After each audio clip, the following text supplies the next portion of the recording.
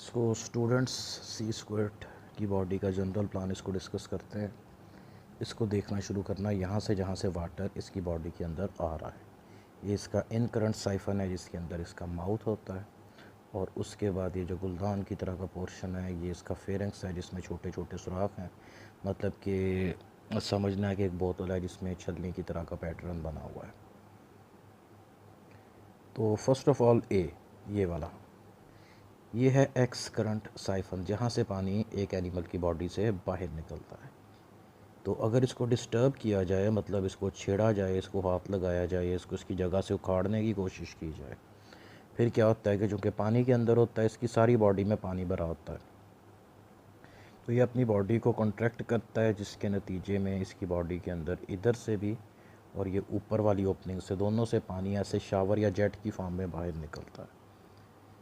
तो इसी बेस पे इसका नाम सी स्क्वेड रखा गया। स्क्वेड होता है पानी की धार, और सी चूँकि सी में पाए जाते हैं इस वजह से इनको सी स्क्वेड कहा जाता है।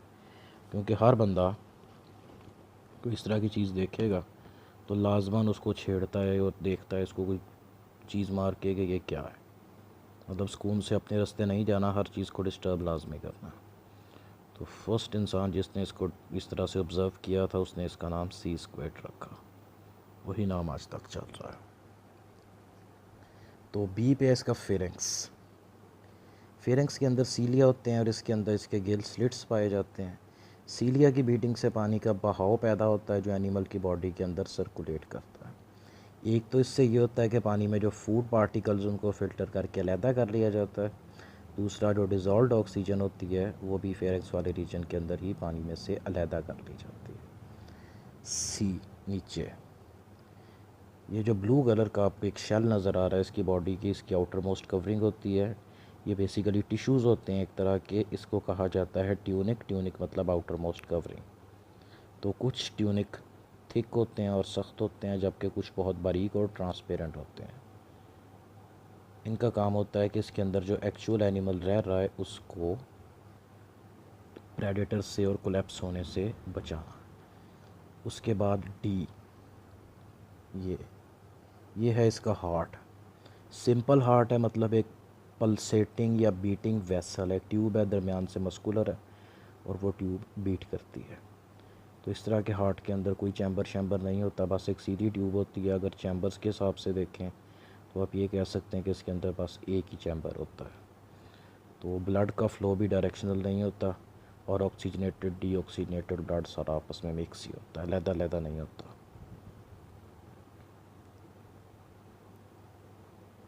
तो लोअर एनिमल सब में यही प्रिंसिपल चलता है। ये वाला जो ग्रुप है ना, इसके अंदर एक चीज़ यूनिक है कि ये जो ब्लड वेसल है ना,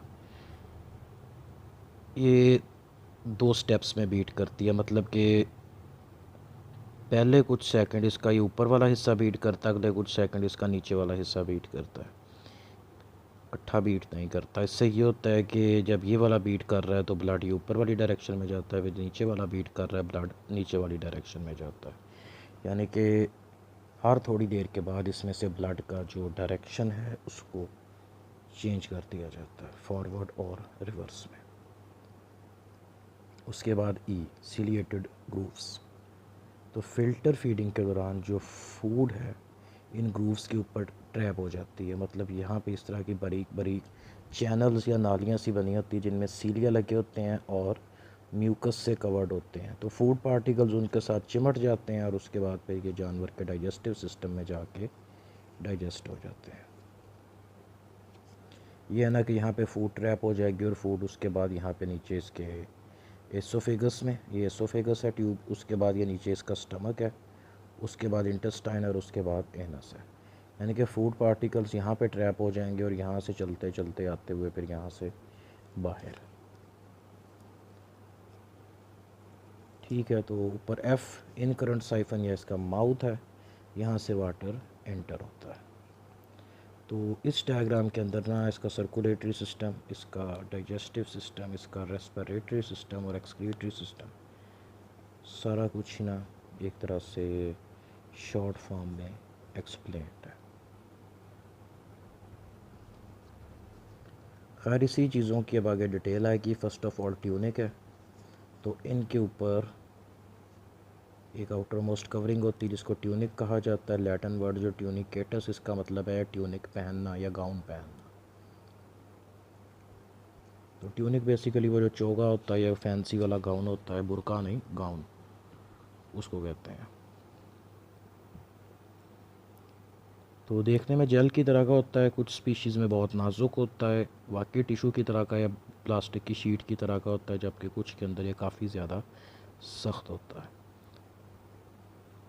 जैसे कि सीमेंट से कोई चीज़ बनी है ना, इस तरह का। तो इसकी एपिडर्मिस इसको सेक्रीट करती है और ये डिफरेंट प्रोटीन से मिलके बनता है। जब बनता है तब ये सॉफ्ट होता है, इसमें डिफरेंट साल्ट्स डिपॉजिट होते हैं। साल्ट्स ये सी वाटर से लेता है और इसके इन्वायरमेंट में जो साल्ट्स हैं उस बेस पे डिटरमिन होता है कि इसके ट्यूनिक का कलर और टेक्सचर किस तरह का होगा। इसके अलावा इसमें सेलुलोज भी होता है।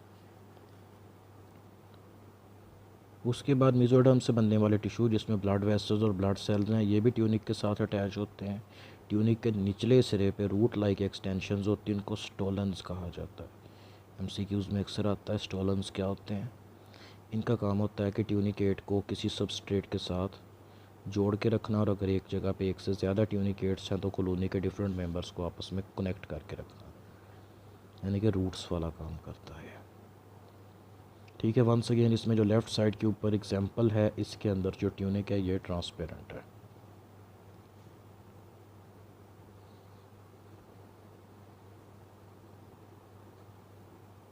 अब आते हैं इसमें maintenance functions. First of all locomotion. तो इसके अंदर लॉन्गिट्यूडनल और सर्कुलर मसल्स दोनों पाए जाते हैं, लेकिन बारीक फाइबर्स की शक्ल के होते हैं। इससे ये होता है कि एडल्ट ट्यूनिकेट्स अपनी शेप को कॉन्ट्रैक्ट या रिलैक्स करके थोड़ा बहुत चेंज कर सकते हैं। तो वैसे ये एक जगह से दूसरी जगह नहीं जाते, ये अपने मसल्स को इसी चीज़ पे यूज़ करते हैं कि अपनी जो दो ओपनिंग्स हैं उनको छोटा या बड़ा करके पानी के फ़्लो को रेगुलेट किया जा सके। उसके बाद है नर्वस सिस्टम। तो इसका नर्वस सिस्टम इसकी बॉडी वॉल के अंदर ही होता है।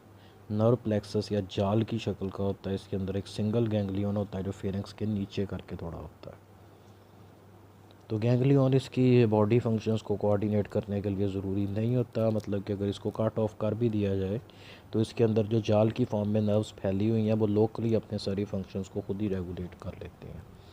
दूसरे लफ्ज़ों में आप ये समझिए कि इसके अंदर सेंट्रलाइज्ड नर्वस सिस्टम एडल्ट्स के अंदर नहीं है। तो कई तरह के ये मैकेनिकल और केमिकल स्टिमुलस हैं उनको रिस्पॉन्ड करते हैं, और इन चीज़ों को रिस्पॉन्ड करने वाले रिसेप्टर इनकी सारी बॉडी पे फैले होते हैं।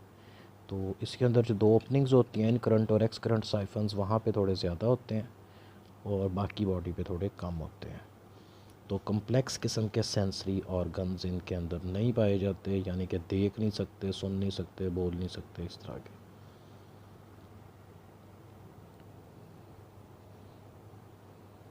ठीक, तो ये इसकी बॉडी से एक सेक्शन कट करके दिखाया गया जिसके अंदर इसकी इंटरनल ओपनिंग्स नज़र आ रही हैं, और इसके अंदर जो फेरिंक्स के नीचे इसका नर्व कॉर्ड, सॉरी गैंग्लियन है नर्व्स का, वो दिखाया गया।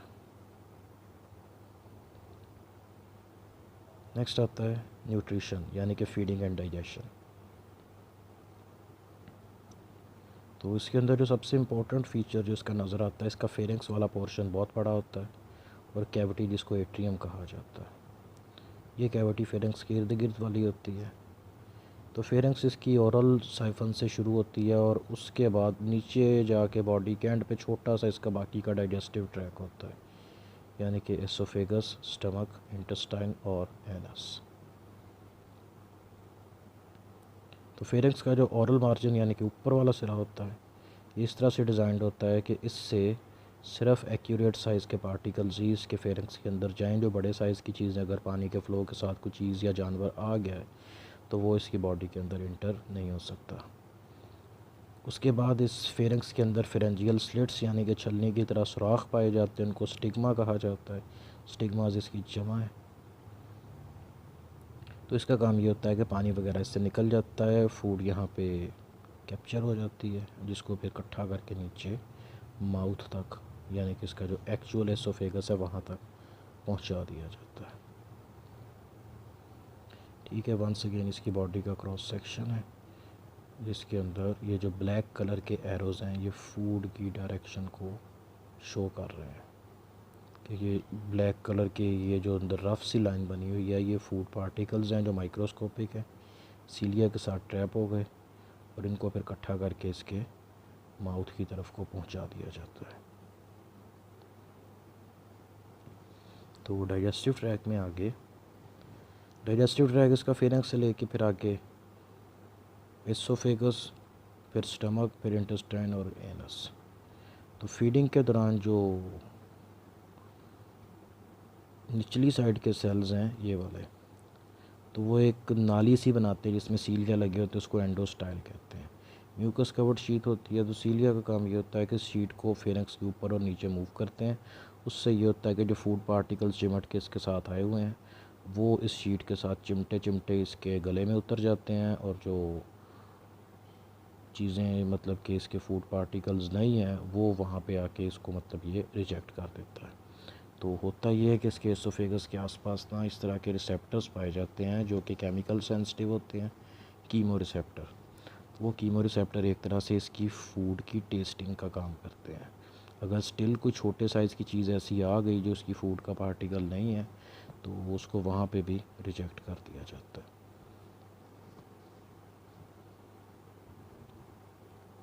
यानी कि जिस चीज़ की बात हो रही है वंस अगेन कि यहाँ से पानी आएगा, पानी के साथ ही फूड पार्टिकल्स आएंगे। इस छलनी के अंदर से पानी तो इकट्ठा हो के सारा कुछ बाहर निकल जाएगा, लेकिन जो फूड पार्टिकल्स होंगे वो ट्रैप हो के म्यूकस के साथ नीचे इसके एसोफेगस में, वहाँ से इसके स्टमक में, इंटेस्टाइन में, और फिर फूड डाइजेस्ट होती है। अनडाइजेस्टेड फूड यहाँ पे एनस ओपन होती है। तो यहाँ से जो पानी आके इधर से बाहर जा रहा है वो अनडाइजेस्टेड फूड पार्टिकल्स को भी अपने साथ ही ले जाएगा। इसी तरह से इसके नाइट्रोजनस वेस्ट भी इसी तरह से एक्सक्रीट होते हैं। उसके बाद है रेस्पिरेशन। तो फेरेंक्स इसकी रेस्पिरेशन और गैस एक्सचेंज के अंदर यूज़ होती है, और इसमें कोई रेस्पिरेटरी ऑर्गन नहीं है, सिंपल डिफ्यूजन इस्तेमाल करते हैं। नेक्स्ट आता है इसका ब्लड वास्कुलर सिस्टम। तो इसका जो हार्ट है फेरेंक्स के नीचे होता है, और हार्ट के अंदर से एक वेसल अगली तरफ को जाती है, दूसरी पिछली तरफ को जाती है। तो अगली तरफ को होती है वो एंडोस्टाइल की तरफ जाती है, जो पीछे वाली होती है डाइजेस्टिव ऑर्गन और इसके रिप्रोडक्टिव ऑर्गन्स तक जाती है। तो इसके अंदर जो ब्लड का फ़्लो है यूनी डायरेक्शनल नहीं होता। इसके अंदर जो हार्ट है इसमें पेरिस्टालसिस की तरह मूवमेंट होती है, यानी कि पहले एक साइड फिर दूसरी साइड। तो पहले चंद जो बीट्स होते हैं इसमें एक डायरेक्शन बीट करती है, अगली चंद बीट्स में दूसरी डायरेक्शन बीट करती है। तो ये एक्चुअल मैकेनिज़्म क्या और ये क्यों है, और अगर इसका कोई सिग्निफिकेंस है तो ये उसके बाद वाले ग्रुप्स के अंदर कोई नहीं है। क्योंकि फ़िश है, फ़िश के हार्ट में दो चैम्बर्स होते हैं, एक एट्रियम एक वेंट्रिकल, लेकिन उनके अंदर जो ब्लड का फ़्लो वो यूनी डायरेक्शनल होता है। इसमें एक चैम्बर है जो दो किस्तों में बीट करता है, ब्लड का फ़्लो बाई डायरेक्शनल है। ये फ़ीचर क्या है, क्यों है, कहाँ से डिराइव हो क्या है और आगे क्यों नहीं गया, इसके बारे में ना अभी तक कोई एविडेंस नहीं मिला। बहरहाल इसका जो ब्लड होता है कलरलेस होता है, और इसके अंदर कई तरह के अमीबॉयड सेल्स पाए जाते हैं, यानी कि वाइट ब्लड सेल्स की जो टाइप्स होती हैं वो पाई जाती हैं। रेड ब्लड सेल इसके अंदर कोई नहीं होते, और ऑक्सीजन जो ट्रांसफ़र होती है इसके अंदर वो सॉल्यूशन की फॉर्म के अंदर, मतलब कि डिज़ोल्व्ड ऑक्सीजन उसकी फॉर्म में जाती है, केमिकली किसी प्रोटीन वगैरह के साथ कंबाइन नहीं होती, यानी कि इनमें हीमोग्लोबिन या इस तरह का कोई कंपाउंड नहीं है।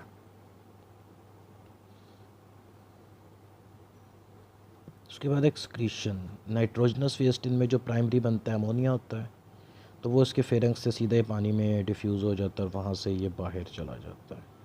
इसके अलावा जो इसके सर्कुलेटरी सिस्टम में अमीबॉयड सेल अभी हमने पढ़े, वाइट ब्लड सेल की टाइप होती है, वो यूरिक एसिड और दूसरे जो इसके डेरिवेटिव्स होते हैं यानी कि ऑर्निथिन, सिट्रोलिन वगैरह उनको इकट्ठा करते हैं और उसको इंटेस्टाइन में डाल देते हैं। तो वहाँ से वो अनडाइजेस्टेड फूड के साथ बाहर चले जाते हैं। इसके अलावा इंटेस्टाइन के बाहर पाइलोरिक ग्लैंड्स पाए जाते हैं। तो पाइलोरिक ग्लैंड्स के दो फंक्शंस होते हैं, एक तो ये डाइजेशन के लिए एंजाइम प्रिपेयर करते हैं, इंटेस्टाइन में डालते हैं।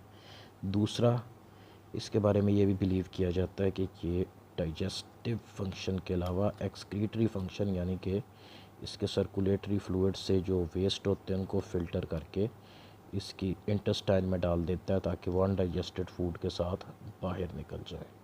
यानी कि ये वो काम करता है जो गुर्दे करते हैं, या फिर आप ऐसे कह लें कि इंसेक्ट्स के अंदर मालन्यूट्रिशन ट्यूब्यूल्स करते हैं। नेक्स्ट इसके अंदर आता है रिप्रोडक्शन। तो यूरोकॉर्डेट्स मोनोइशियस होते हैं, गोनेड्स इसके इंटेस्टाइन के पास करके होते हैं, और इसकी जेनिटल डक्ट्स होती हैं, यानी कि वो ट्यूब्स जो कि गैमीट्स को बॉडी से बाहर लेके जाती हैं, वो इसके एट्रियल साइफन के पास करके खुलती हैं। कुछ स्पीशीज़ में फर्टिलाइजेशन एक्सटर्नल है, गैमीट्स पानी के साथ बाहर चले जाते हैं, खुले पानी में जाके वहाँ पे आपस में फ्यूज़ होते हैं और फर्टिलाइज होते हैं। लेकिन कुछ स्पीशीज़ के अंदर फर्टिलाइजेशन इंटरनल है, एग्स इसकी बॉडी के अंदर ही रहते हैं, पानी के साथ जो स्पर्म्स है अंदर आके उनको फर्टिलाइज़ करते हैं। अर्ली डेवलपमेंटल स्टेजेस बॉडी के अंदर ही कंप्लीट होती हैं, और उसके बाद जो लार्वा होता है बॉडी से बाहर चला जाता है। तो इसके अंदर चूँकि मोनोइशियस हैं, इसलिए ये सेल्फ फर्टिलाइज़ भी कर सकते हैं, लेकिन नॉर्मली ये सेल्फ फर्टिलाइज़ नहीं करते ताकि जेनेटिक डाइवर्सिटी को मेंटेन रखा जा सके, और ये एक दूसरे के एग्स को क्रॉस फर्टिलाइज़ करते हैं।